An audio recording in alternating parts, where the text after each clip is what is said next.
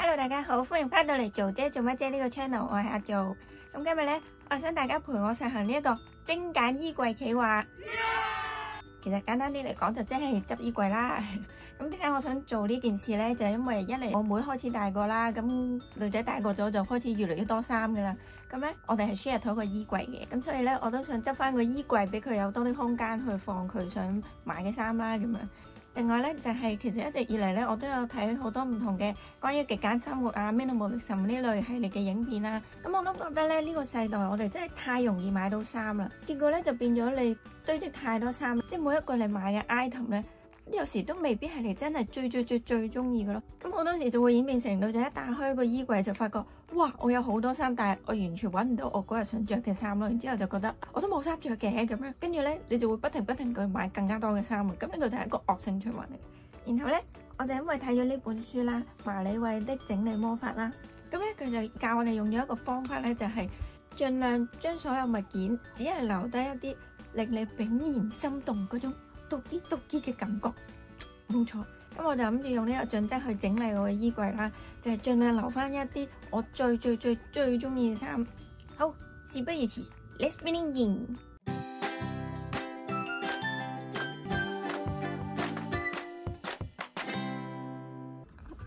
俾大家睇下我哋嘅衣櫃啦。基本上咧，呢度就係我哋兩姊妹 share 嘅衣櫃嘅空間啦。咁咧。基本上上面呢度咧掛嘅呢一格就係我噶啦，呢啲係我嘅夏天衫。咁上面呢格咧就係薄嘅長袖衫啦，就可能轉季嘅時候留一啲喺度，即係唔使入去攞冬天衫出嚟啦。咁咧冬天嘅時候咧，呢兩格應該會放滿嘅，因為啲衫比較厚啦。咁所以下面呢度咧呢啲咧都係我妹嘅。咁呢度咧掛衫呢度咧都係大部分呢啲都係我妹嘅啦。因為咧佢有啲校服啊。校褸嘅恤衫嗰啲全部都起碼至少有2件，咁咧佢就擺得校服嚟，其實佢擺到自己衫嘅地方都唔係好多咯。咁咧同埋其實下面呢一格都係我嘅，然之後咧上面呢兩格因為咧太高啦，基本上都係擺啲我哋唔會攞出嚟嘅嘢啦。咁但係其實基本上都係啲超級厚嘅衫。香港而家真係未到會超級凍，所以其實呢啲都係得個擺字。係啦，咁我哋第一步咧，就首先要將所有衫攞晒出嚟啦，盤點一下你總共到底有幾多件衫，同埋咧同類型嘅衣物你到底有幾多件，然之後你再從而去檢視一下，到底你係咪真係需要有咁多件衫咯。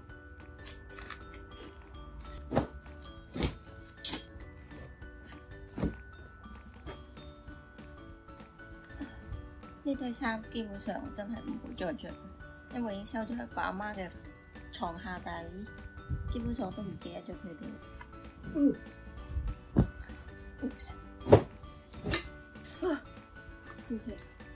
我真係超多衫。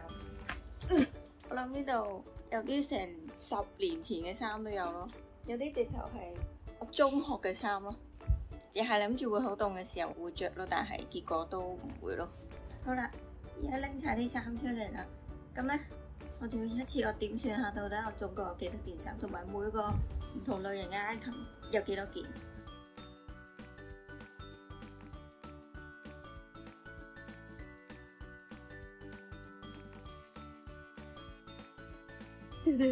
哎呀，我終於點算完晒我啲衫啦！我哋公佈下到底我有幾多件衫。我所有嘢計埋晒一齊，總共嘅 item 係266件 item 咋。我首先由細粒碼開始講起，睡衣啦9件 ，boxwear 13件 ，outerwear 啦呢個外套、薄外套、大褸、風褸20件，連身裙 overall 15件，然之後呢啲都係好細翳嘅啫。一於講下最基本嘅上身同埋下身，下身 bottom 咧短褲、長褲、短裙、長裙啦，總計係有52件嘅。係最後上身衫。包括短袖衫、長袖衫、背心、恤衫、冷衫、衛衣，呢度總共係157件。點解會有咁多衫？其實我真係着唔晒，即係一年有365日，但係你每件衫可以襯唔同嘅 look 噶嘛。其實真係唔需要咁多件。不過呢度咧係有好多真係以前收埋咗，基本上唔屬於我常着嘅衫咯。即係每次就算轉季，我都未必會拎佢出嚟嗰啲，所以係比我 expect 嘅多嘅。好啦，而家點算完啲衫啦，我哋就嚟第二步。咁第二步咧就係首先我哋要將啲衫分類嘅，先分兩大個 category 先。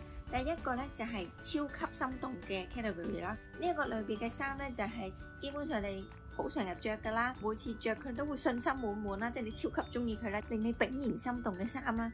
而另外一個 category 咧就係根據你嘅小着程度，着住佢會唔會唔舒服啦？佢係咪唔再適合你嘅 style 啦？又或者基本上你見到佢我真係唔會再着嘅嘛？咁你就全部歸入去呢個 category， 即係代表我哋會 get rid of 佢嘅。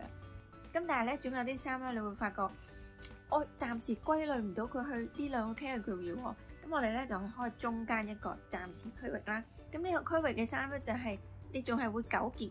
例如係一啲好有紀念價值嘅團體 T 啊、Camp T 啊，或者我當初真係好中意先買嘅，但係最近已經唔係成日着啊，唔係成日襯到啊。又或者呢件衫可能你只會喺某一啲特定場合先會着嘅，但係平時又真係好少着嘅。咁咧，我哋全部都會放喺中間呢個 category 度，我哋等陣先至再處理。我哋先做咗輕鬆嘅先。好啦，首先咧 get rid of 咗呢一堆先啦。有啲係之前擺咗上網諗住買啦，結果到而家隔咗幾年都冇人要啦，所以好啦，呢啲都拜拜。然之後咧，連身裙呢一件啊，入邊咧佢係我當年嘅 Gradient 衫嚟嘅，超級靚。佢入邊係勁閃閃嘅黑色珠片啦。但係呢啲真係登台衫嚟咯，基本上最後都真係第二次登台，着咗呢一件去做 MC 咯。基本上而家都已經冇乜呢個機會啦，所以拜拜。然之後呢件呢，着得我好靚噶，但我應該就被肥咗啦，所以咧我呢個暫時放住喺未決定區域先。仲有呢件背心長裙啦，係好運動 look 嘅，不過實在太 hea 啦，而家唔想着啲咁 hea 嘅衫。長裙基本上我都唔會掉嘅，因為好多都係我仲係會成日着啦，同埋或者係最近先買，上年先新買嘅白色毛毛外套，勁舒服啊！佢個料，所以一定會留。呢件又係啦，都係好靚，所以會留。然之後啊，呢件啊，基本上呢件真係我有史以嚟第一次喺 IG shop 買嘅 item， 嗰時勁驚會唔會俾人呃，但係呢個顏色。而家真係唔興，我嗰時真係超級中意呢個顏色咯 ，Tiffany Blue。因為呢件我真係好中意嘅本身，所以咧我每年轉季我都仲留咗佢喺度啦。但係咧我發現我真係冇再着過咯。所以咧呢個就係其中一個 rules 咧，即係如果你望住件衫，我喺度諗緊，我覺得而家唔興，但係遲啲可能會興翻咧。咁基本上你都唔需要諗嘅，因為咧。如果嗰樣嘢要興翻咧，一嚟可能成10年之後啦，咁唔通你擺件衫去衣櫃度10年，即係壓咗好多位，基本上有時你都唔記得咗佢咯。就算佢真係興翻咧，佢可能到時興翻嘅唔係即係你手上揸住呢一件咯，佢嘅材質啊、cutting 啊，可能都已經完全唔同晒。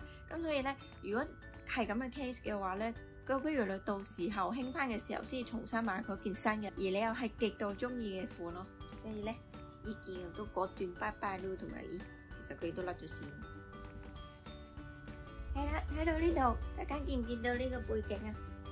係啊，係我個 channel page。大家未 subscribe 記得 subscribe 啊！呢個，然後我哋 fast forward 啦。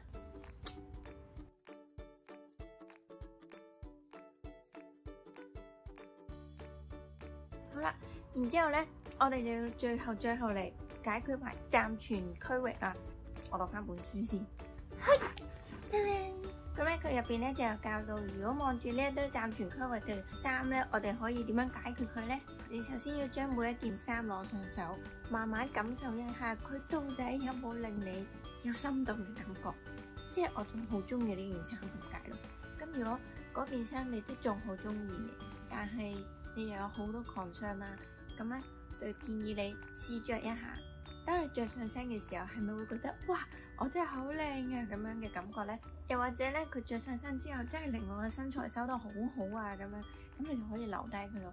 如果你冇呢種感覺嘅話呢，就默默地望住佢，同佢講一聲多謝，然之後呢，你就安心將佢拜拜送俾下一個有需要嘅人啦。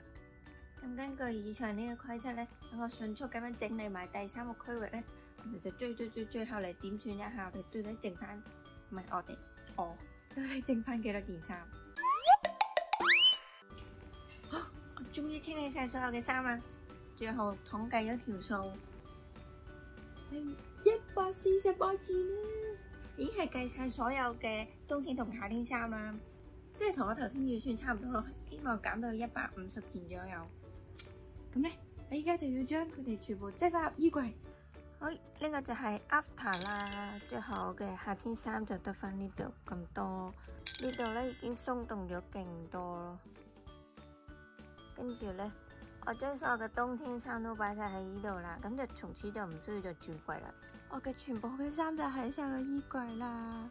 其實呢一格咧，我想做到係下面呢度開多一個櫃桶，即係可能我買個類似呢啲咁樣，可以捲晒啲牛仔褲咯。咁咧上面就可以留翻多啲空位啦。可能呢啲就等我下集買咗啲收納工具再拍多集啦。